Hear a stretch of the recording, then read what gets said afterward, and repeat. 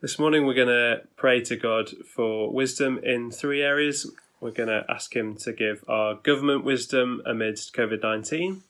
We're going to ask for him to give us wisdom amidst the Black Lives Matter movement. And we're going to pray that he would give us wisdom as we hear from him in the Bible. And so in line with that, Miri's going to read a few verses from Proverbs chapter 2. My son, if you accept my words and store up my commands within you, turning your ear to wisdom and applying your heart to understanding. Indeed, if you call out for insight and cry aloud for understanding, and if you look for it as for silver and search for it as for hidden treasure, then you will understand the fear of the Lord and find the knowledge of God. For the Lord gives wisdom. From his mouth come knowledge and understanding. Let's pray. Father, we thank you that you are the source of all wisdom. We ask that you would give our government wisdom in making decisions about the easing of lockdown amid so many different and strongly held opinions on how to do it. We ask that you would be helping them to be making measured and informed decisions. We ask that you wouldn't be making decisions merely to boost their political understanding, but would be making decisions in order to best help the sick, the poor, the needy, and the oppressed.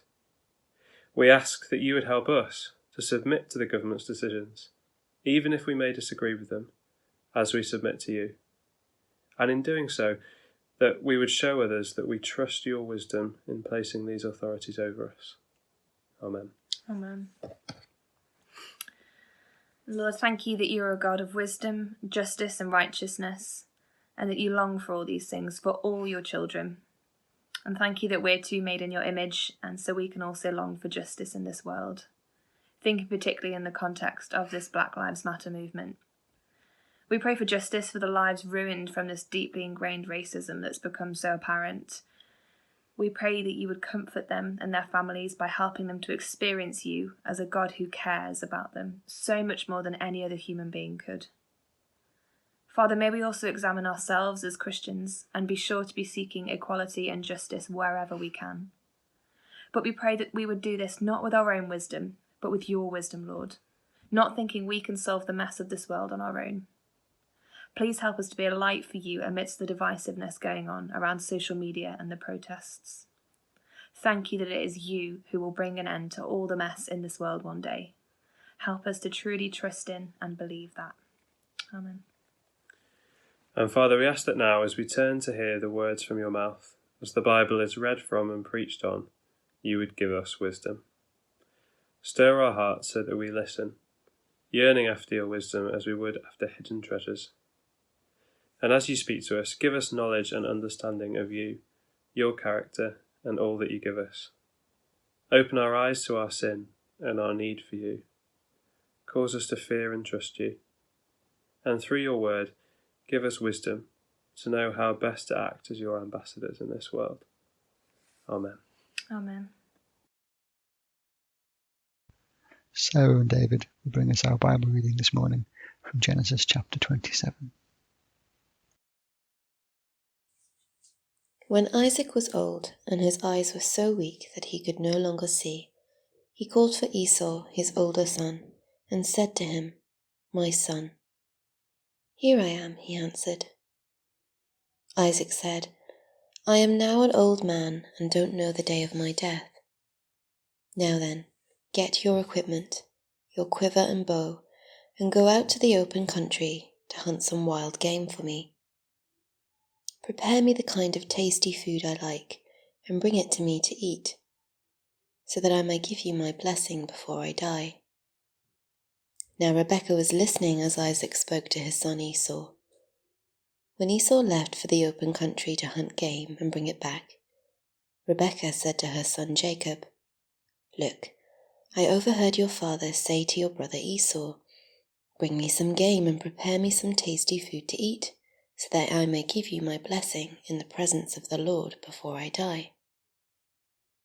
Now, my son, listen carefully and do what I tell you. Go out to the flock and bring me 2 choice young goats, so I can prepare some tasty food for your father, just the way he likes it.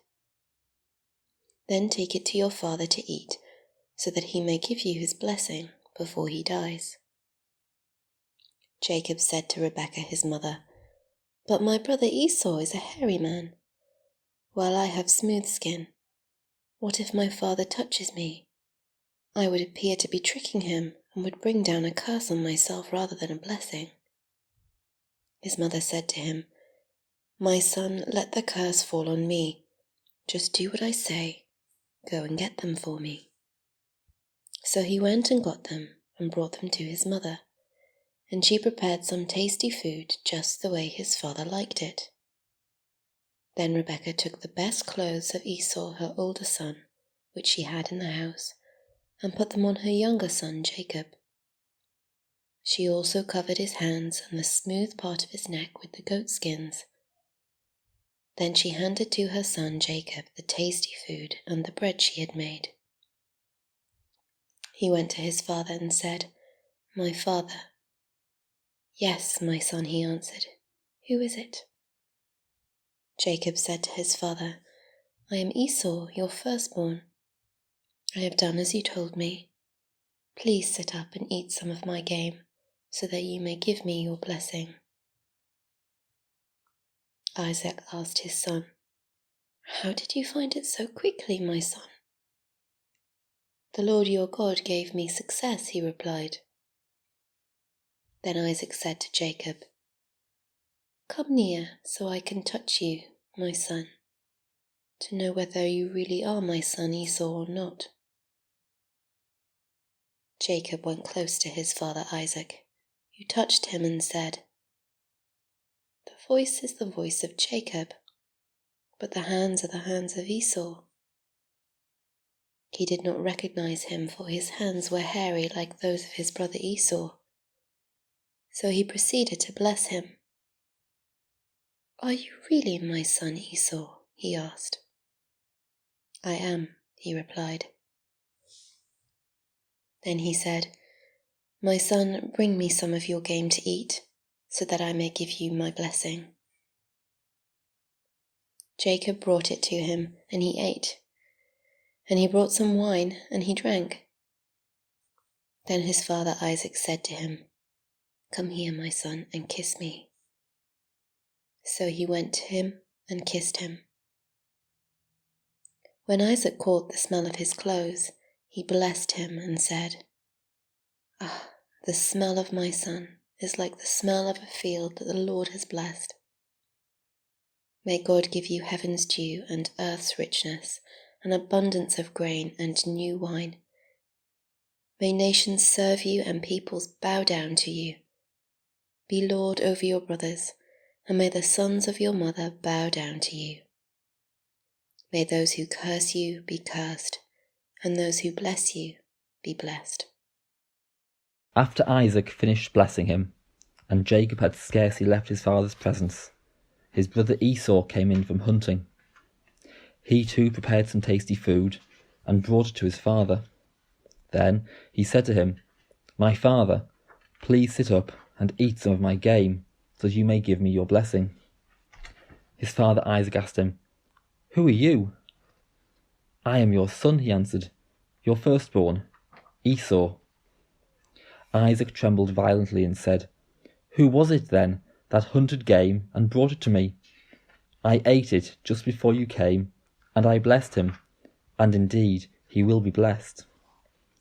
When Esau heard his father's words, he burst out with a loud and bitter cry, and said to his father, "Bless me, me too, my father."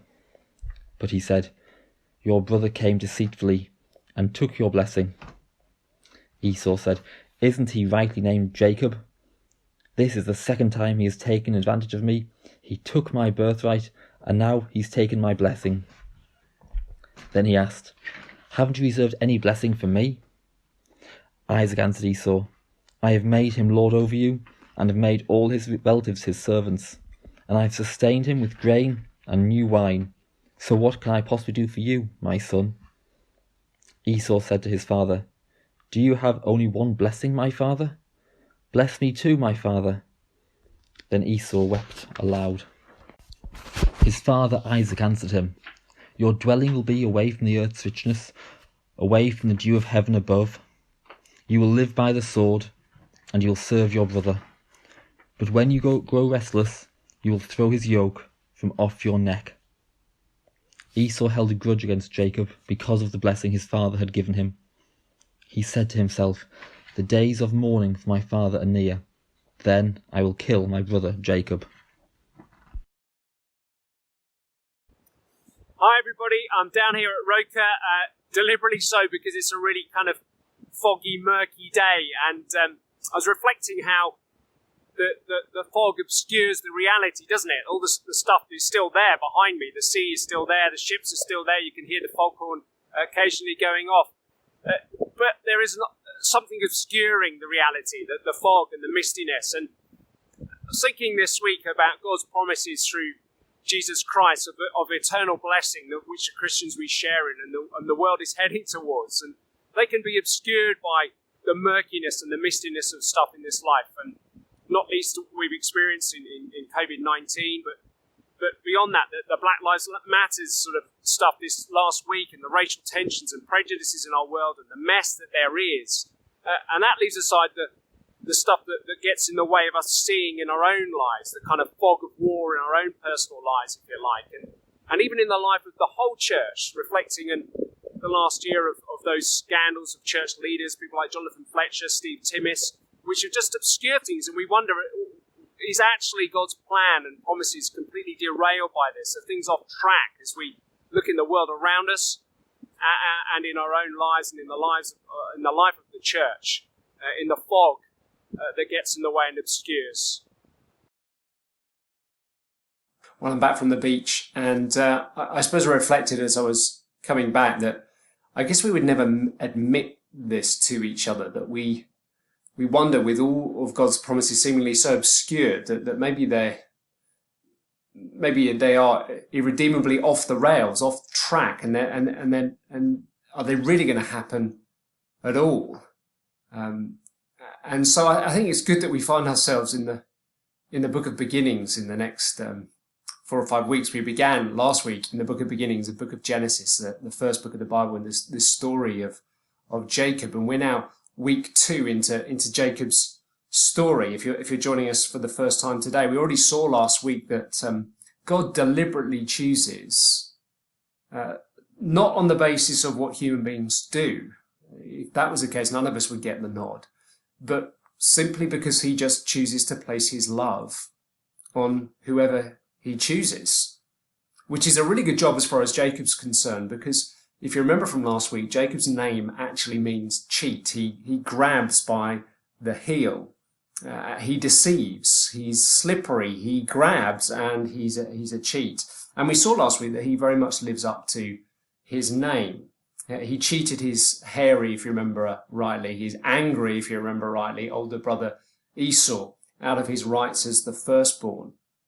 And Jacob has schemed, if you like, cheated his way to get his name written as the number one inheritor in the family will by grabbing hold of that birthright. And we need to be really clear as we get into this today in chapter 27 that this is not a squabble for the family silver.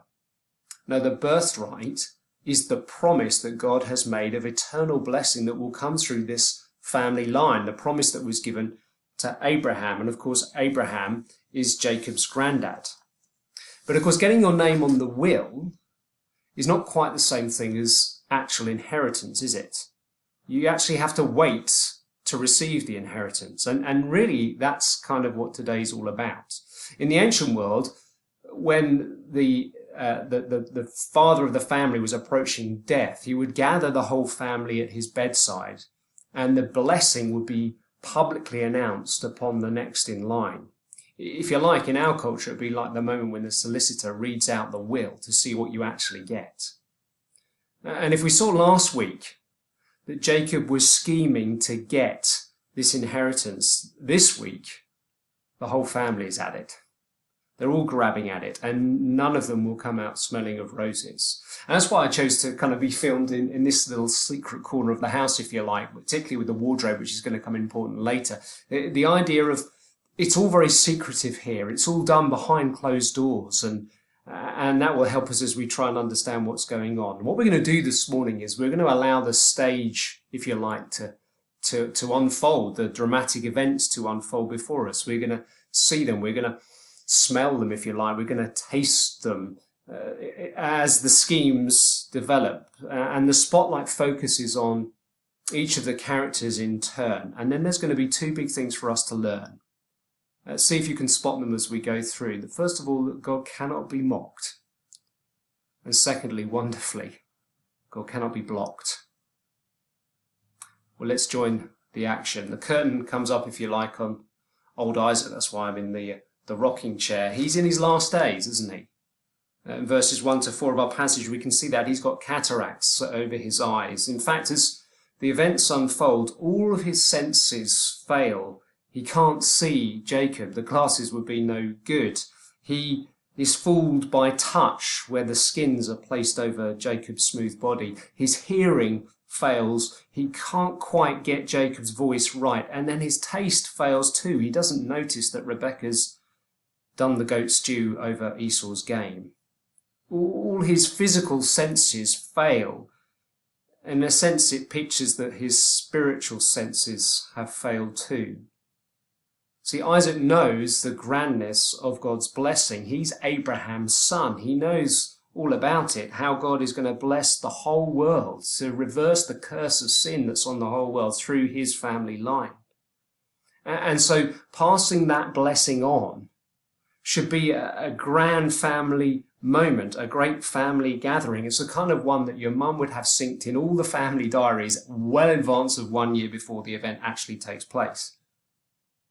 But here, notice that Isaac privately schemes with Esau, his son. He cooks up a tasty scheme, all because he prefers Esau and Esau's tasty food.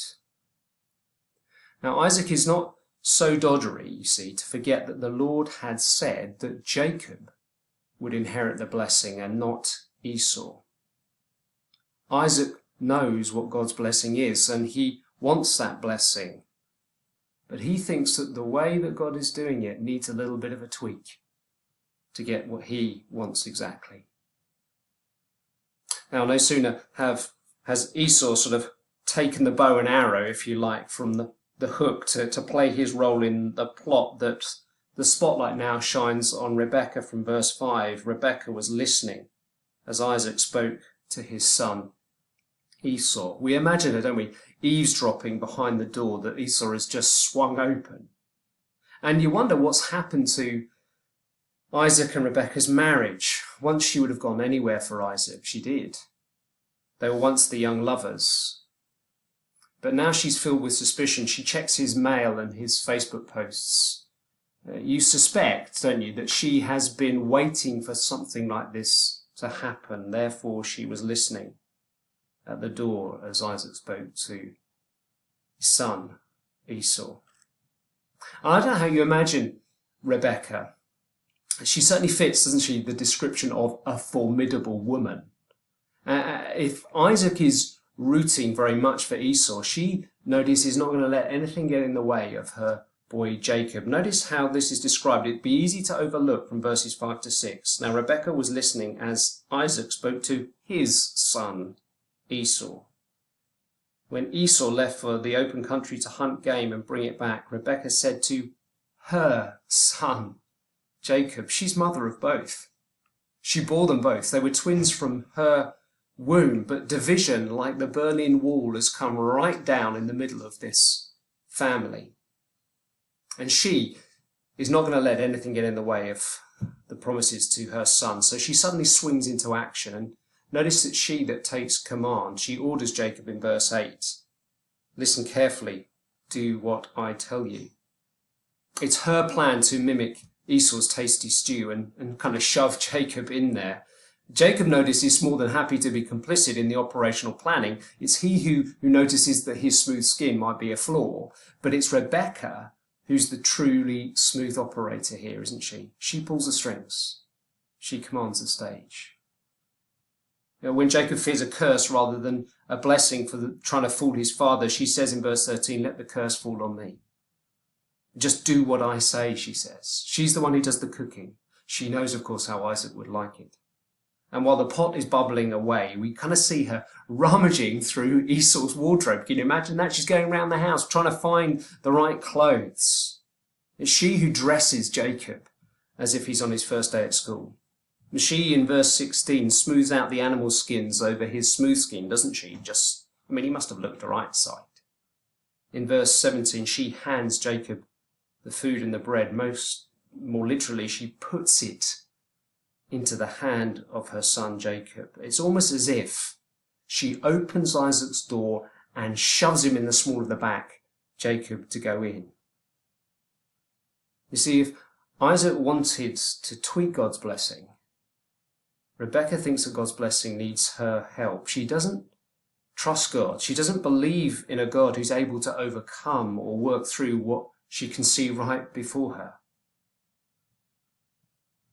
But now the spotlight is fixed firmly on Jacob. He's inside the room, if you like, with his father. All that frantic activity that's taken place outside the door, the stew, the clothes and the skins. Now we're inside, and the action slows, doesn't it, from verse 18 onwards, to a tension that's almost unbearable. Every word is measured, every step that is taken closer to his father.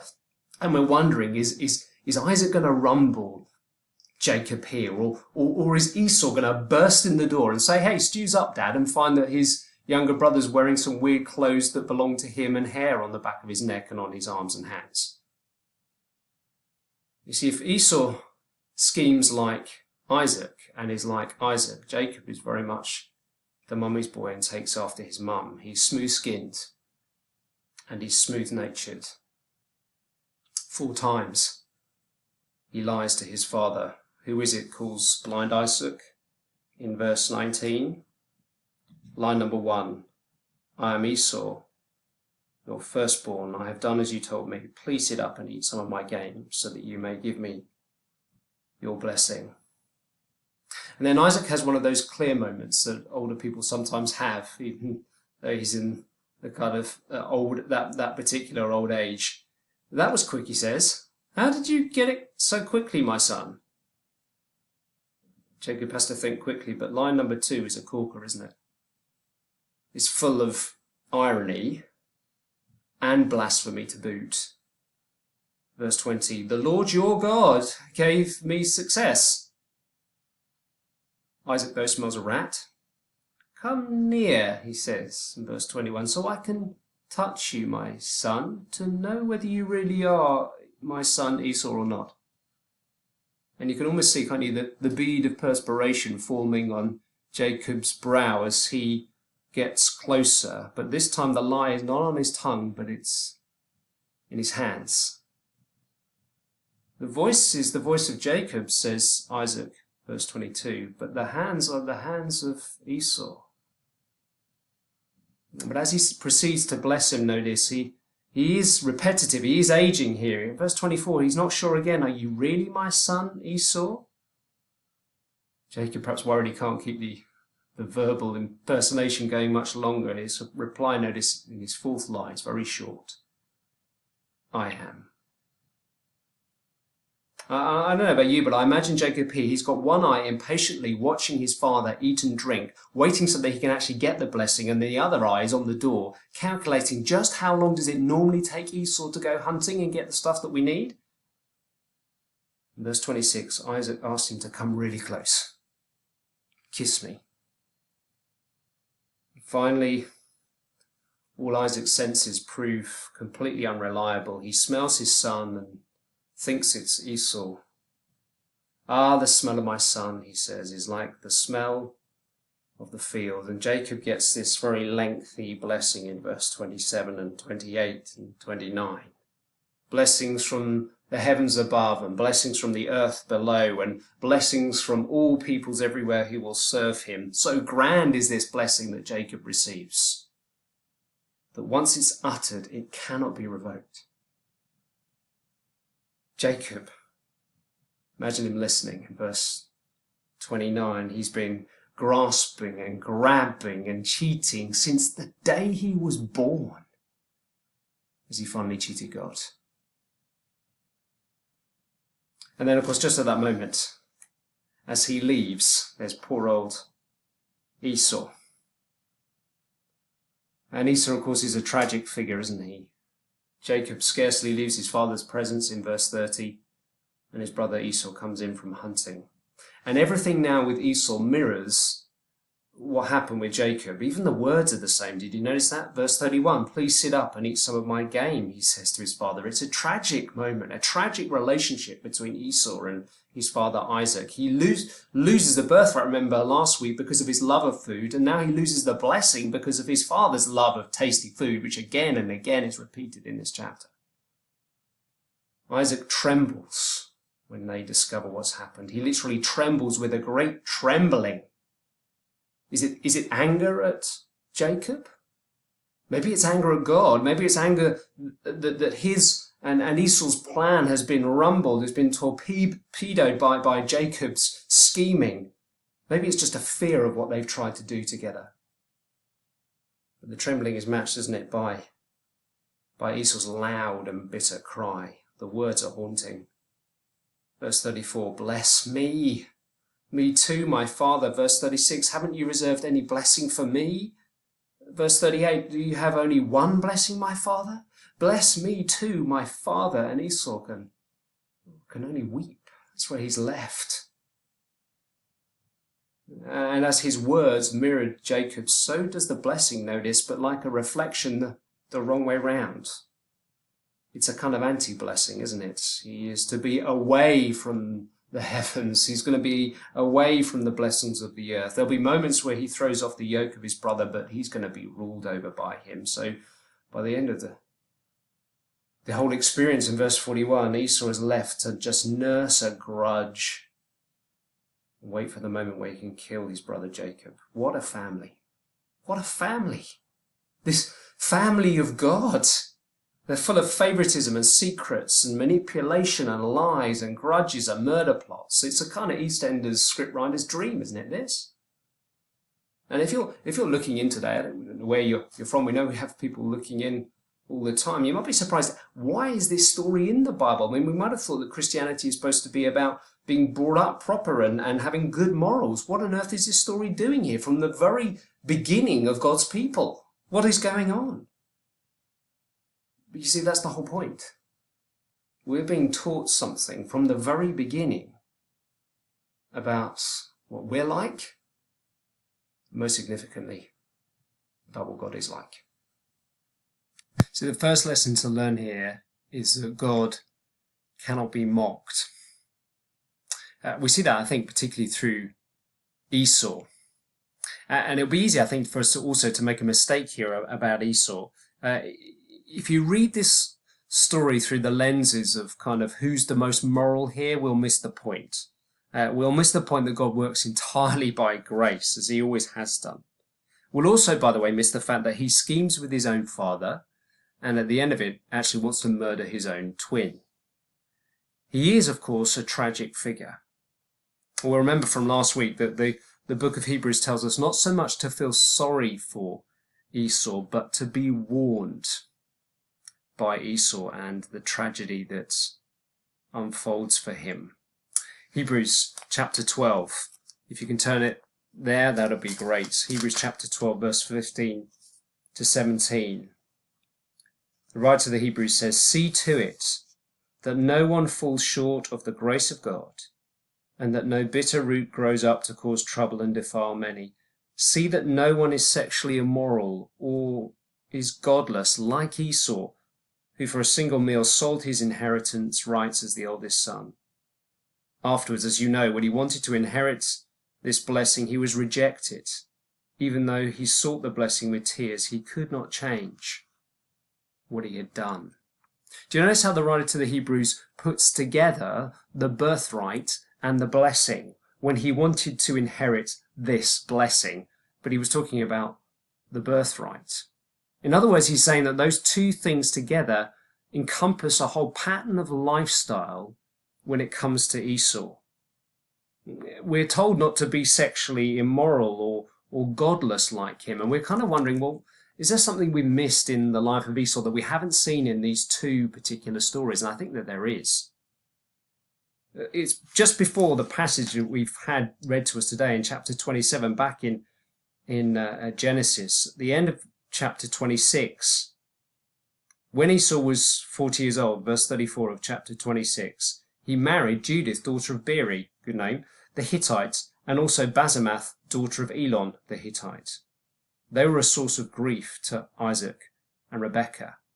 See, our story in chapter 27 has an opening bracket about Esau's choice of wives. And if you flick to the end of the chapter, you notice it has a closing bracket on the same issue. Verse 46, chapter 27, Rebekah said to Isaac, I'm disgusted with living because of these Hittite women.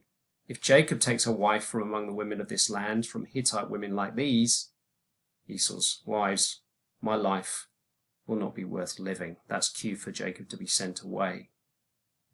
But you see what the writer is doing? Moses, who writes Genesis, is saying that Esau had deliberately got wives who were Hittites, Canaanites. They were from the place that the people had moved to, the family of Abraham had moved to, whereas Abraham had been very, very deliberate about his choice of wife for Isaac. He sent a servant all the way back to his homeland to choose a wife from amongst the home family clan. The idea was that God's family was going to be pure from a particular group of people who were from the line of promise, from the line of blessing. But Esau had chosen deliberately to go outside of that.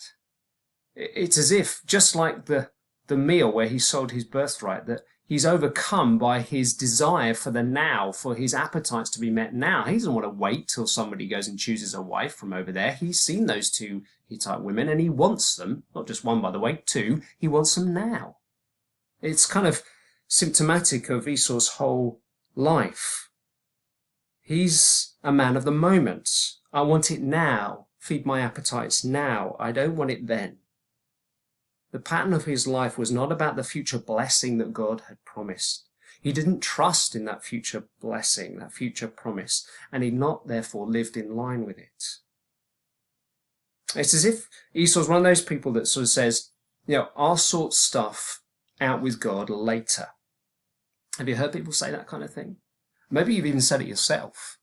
I want the stuff now. I'll deal with the stuff about God later. As a teenager, we might have thought this. I'm just going to finish school. I want to have a bit of freedom in my life. I want to get out and about. I want to travel. I want to taste the world. I want to sow my wild oats. Later, I'll settle down. I'll do the right thing. And then I'll get stuff sorted out with God. There are very, very few times where that happens. There are very, very few deathbed conversions. And if you're looking in on things today, if you wouldn't call yourself a Christian, and you know that this is the kind of thing that you might do, put it off. I want the now. I'll deal with God later. Would you hear the warning of Esau? God cannot be mocked. We can't rock up before God at the end of our lives and say, I quite like the blessing now, thank you very much. We can't pull the wool over his eyes. We can't talk our way out the problem. We can't say things to God like, I've always really believed in you, but, I'm sorry, I never really got round to it. Now, what we believe is shown in how we live, in the decisions that we make. And Esau's life said loudly and clearly what he believed in, and it was himself. God cannot be mocked. But God cannot be mocked is a warning, not primarily, although it's true for those who are not yet Christians, it is a warning for those who are. Hebrews was written as a warning for those who would call themselves Christians. It's specifically for those of us who say we are Christian, for those of us who know the grace of God. So Hebrews chapter 12 again says, see to it that no one falls short of the grace of God. You know the grace of God. Don't fall short of it. See that no bitter root grows up. You see, it's possible for us that the appetites of now obscure, like that fog on the beach, the blessing to come. Esau, of course, was in the line of family blessing. He had the signs of blessing. In his body, he was circumcised. He'd heard all the stories. He looked like he was in. But the promise of the future was lost, and the now was what crowded it out. The language of Hebrews is of a bitter root that grows up. You see, roots take time, don't they, to produce shoots. They need the right conditions. They need the right temperature. They need water. They need fertile soil to grow. Now, as I said last week, the sexual affair or the greedy grab for wealth never just happens. The fantasies were long nursed and were indulged in the fertile conditions of the heart and the mind. For most of us, it probably wouldn't be those kind of dramatic things, but maybe more the comfort and the ease of life that's the fertile soil that we find ourselves in. Once the energy for Jesus was all there. We chose jobs and places to live. We even chose to be part of a church revitalization because we all had that energy for Jesus. And then slowly, maybe, almost unnoticed, the little irritations develop. I just got the kids down. It's been a really busy time at work. I just wanted a quiet night in. And what was once joyful now has this kind of a sense of cynicism about it, and if we're not careful, the bitterness grows up. And there's a danger that slowly but surely we want the gain of the blessing future, but not the cost now. We want Christ's salvation then, but not his lordship now. We want the blessing, but not the one who blesses. Friends, roots take time to show.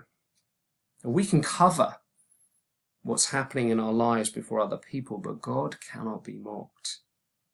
See to it that no one is like Esau. But if God cannot be mocked, here's a second thing, and it's wonderful. God cannot be blocked. First of all, that means that sin, especially even of God's chosen people, cannot stop God from bringing about his plans to bless. You see, here's the very first family of God's people, and they're entirely built on messy sin, aren't they? Entirely built on lies and deceits. And we think, where is God? Did you notice he's hardly there, it seems, in the passage? What is he doing? Seems like this silent partner whilst it's all going Pete-tong wrong. Yet, do you notice that as Isaac blesses Jacob, thinking that he is blessing Esau, thinking that he has circumnavigated around God's plan, he's actually fulfilling God's plan.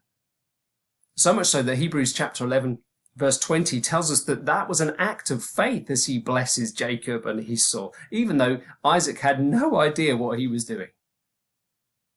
And we need to get our heads around that.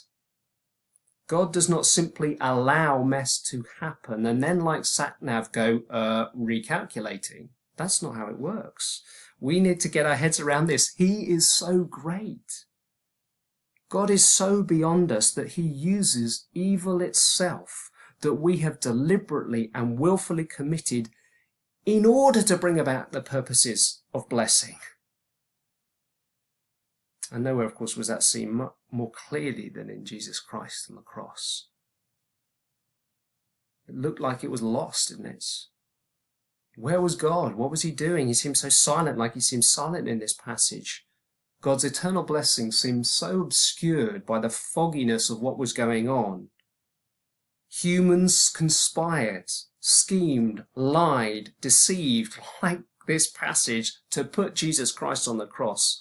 They were acting in deliberate opposition to God's purposes, like the people in this passage, and yet Acts chapter 4, verse 28 tells us they did what God's power and will had decided beforehand should happen. God cannot be blocked. Isn't that a wonderful truth? That means that these people here couldn't lose it or blow it by their mess, and if they couldn't, then we can't. It's such a relief, isn't it? Because we too are so messy. And sometimes, like the protagonists in this story, we're so good at deception that we don't even notice we deceive ourselves. You know, a good friend of mine, some of you will know him, Daff Marion Jones, a minister down south. He got a text one evening from one of his small group members who said, I'm not going to be able to make it tonight. I've had a really long day. It's been tough at work recently. I'm kind of feeling overwhelmed and I'm feeling a little bit poorly. I'm just going to have a bath and get to bed really early. I'm sorry I'm not going to be there. And of course, Daff responded to the text by saying, well, I hope you're okay, mate. I'll pray for you. I'll be in touch. Rest up, sleep well.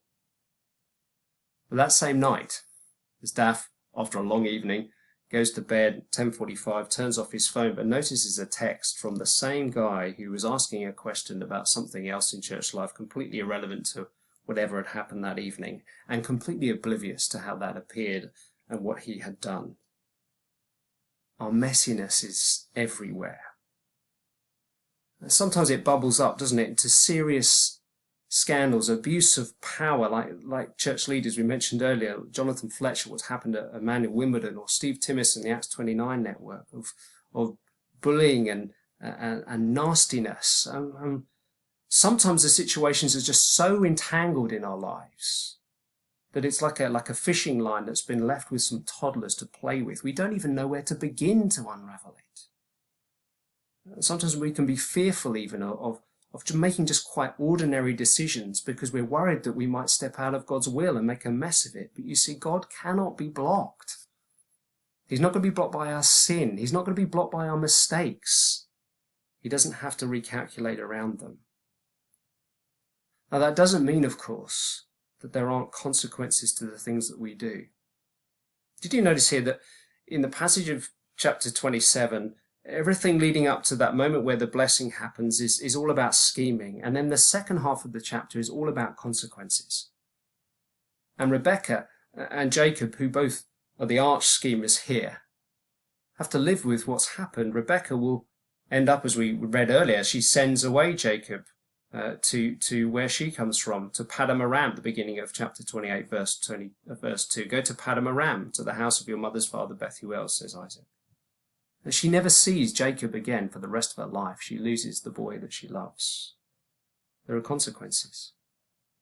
Jacob will spend his life on the run, and the arch deceiver will become deceived himself by his uncle Laban for 20 years.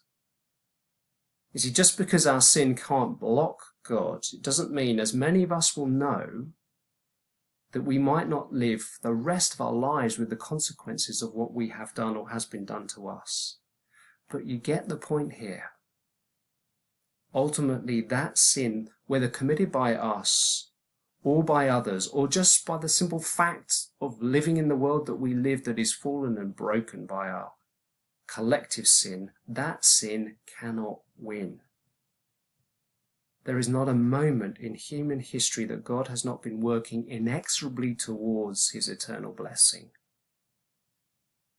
So therefore, you see, no matter how dense the fog, God is not needing to recalculate. He's not going to have to recalculate around COVID-19 or the racial prejudices and the mess of humanity, whether it's in my life, yours, or around us, because God cannot be mocked and God cannot be blocked. And for that we give him enormous praise. Amen. Well, as we come to the end of our service, let me lead us now in prayer. Father, thank you that you give blessing to those you've chosen, not through anything we've done or could do, but because you choose to have mercy on us. Help us this week to be joyful because of all you've done for us, to love you more and to look forward eagerly to the life you've promised us when Jesus returns. Wherever you're watching this, I'd like to invite you to join with me in saying the Lord's Prayer now. Our Father in heaven, hallowed be your name. Your kingdom come, your will be done on earth as in heaven. Give us this day our daily bread, and forgive us our sins as we forgive those who sin against us. And lead us not into temptation, but deliver us from the evil one. For the kingdom, the power and the glory are yours, now and forever. Amen.